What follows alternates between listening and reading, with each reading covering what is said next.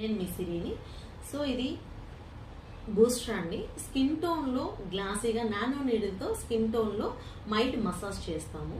So ఇది చేయడం వల్ల స్కిన్ టోన్ బ్రైట్గాను గ్లాసీగాను ఉంటుంది. దీన్ని నేనైతే బ్రైట్స్కి 1 వీక్ ముందు లేదా 4 డేస్ ముందు స్కిన్ టోన్లో మైల్డ్ మసాజ్ అనేది చేస్తాను. సో ఈ అమ్మాయి నా బ్రైడ్ అండి. తనకు వచ్చి 1 మంత్ బ్యాక్ హైడ్రా ఫేషియల్ అయింది, ఇప్పుడు గోల్డ్ ఫేషియల్ అయింది, డర్మాబ్లేడ్ అయింది. సో ఇప్పుడు ఈ బూస్టర్ అనేది తనకి మైల్డ్ మసాజ్ ఇస్తున్నాం. ఎందుకంటే తన టోన్ గ్లాసీగా అంటే నేచురల్ గానే గ్లాసీ టోన్ వచ్చిందంటే తర్వాత మేకప్ చేస్తే ఇంకా చాలా గ్లాసీగా ఉంటుంది. సో నేను నా బ్రైడ్స్కి అయితే ఇదే నేను రెఫర్ చేస్తాను. ఎందుకంటే వాళ్ళ టోన్ ఫస్ట్ నేచురల్ గానే ఈవెన్ గాను గ్లాసీగాను ఉంటే మేకప్ కూడా గ్లాసీగా ఈవెన్ గా నేచురల్ గా ఉంటుంది. సో దానికోసం నా బ్రైడ్స్ కి నేను ఇలా సజెస్ట్ చేస్తాను. సో అందరికి అలా చేసిన వాళ్ళ ప్రతి ఒక్కరికి చాలా బాగా వచ్చింది.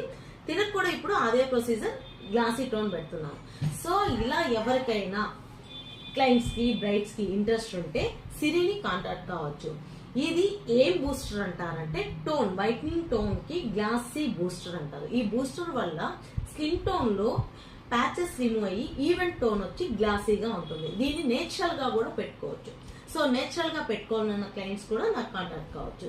Thank you so much. దీనే బూస్టర్ అంటారు. సో బూస్టర్ ని స్కిన్ లోకి అప్లై చేసి నానో నీడిల్ తో లైట్ మసాజ్ మైల్డ్ మసాజ్ అనేది చేయాలి.